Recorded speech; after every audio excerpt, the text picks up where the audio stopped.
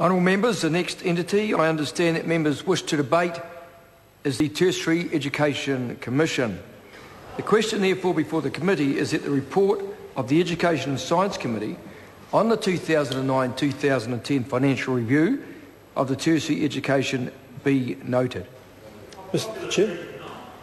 I call the Honourable Member David Shearer. Thank you, Mr. Chair. It's my pleasure to rise to speak again on an area which, like my previous contribution, is of critical importance to the New Zealand economy and the way that we develop and grow our economy. Tertiary Education Commission is a complex being in terms of its funding and who it funds. And I want to touch on tonight just one aspect of that, of what it does, and that is establishes and promotes the opportunity for lifelong learning throughout New Zealand. This is an extraordinarily important area for us, for New Zealand, for the simple reason that the economy is changing extremely fast and extremely quickly.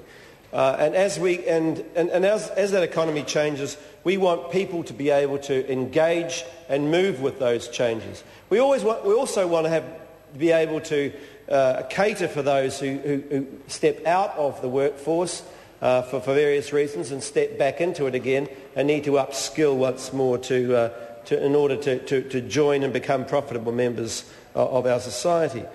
So it's with great, I think it's a great worry for New Zealand that this government has actually, rather than promoted the opportunity for lifelong learning, has gone out of its way to erode the opportunities for those people. $2.3 billion goes into the tertiary education area through the Tertiary Education Commission, Mr. Chair. And one of those areas that was targeted under the previous minister was the adult education area.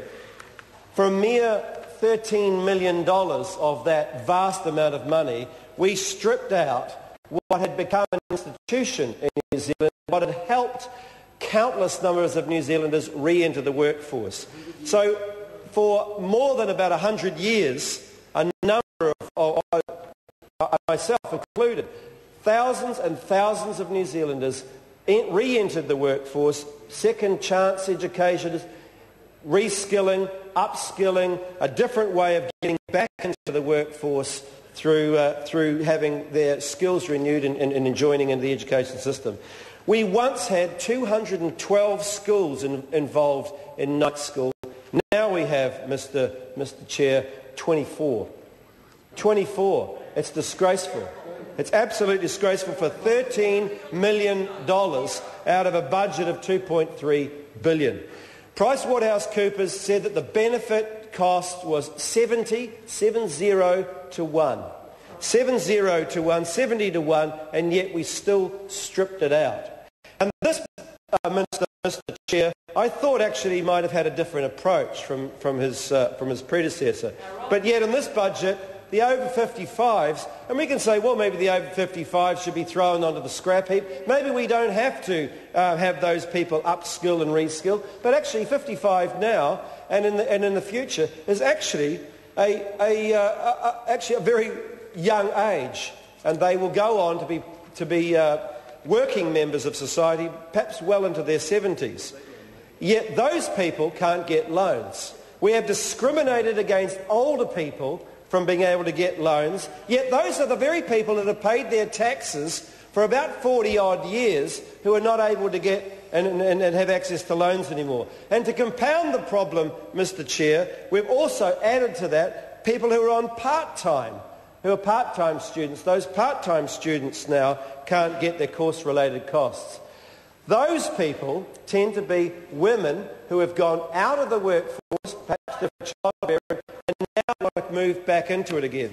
What we're seeing, and I would like to see the analysis on this, and something that I think would be very interesting for not only this House but for New Zealand in general, is that I think actually that women are being targeted more unfairly under these policies than probably men are, because I actually think that they're being disadvantaged more than anybody else. And I think that, Mr. Chair, is a disgrace.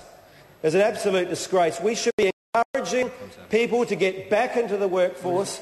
We should be encouraging people to upskill. We should be encouraging our economy to be able to move forward as a result of those people joining our workforce with the right and appropriate skills. But instead, Mr. Chair, we're penalising those people. We're penalising their initiative. We're penalising their self-sacrifice. Mr. Chair. I call the Honourable Minister Stephen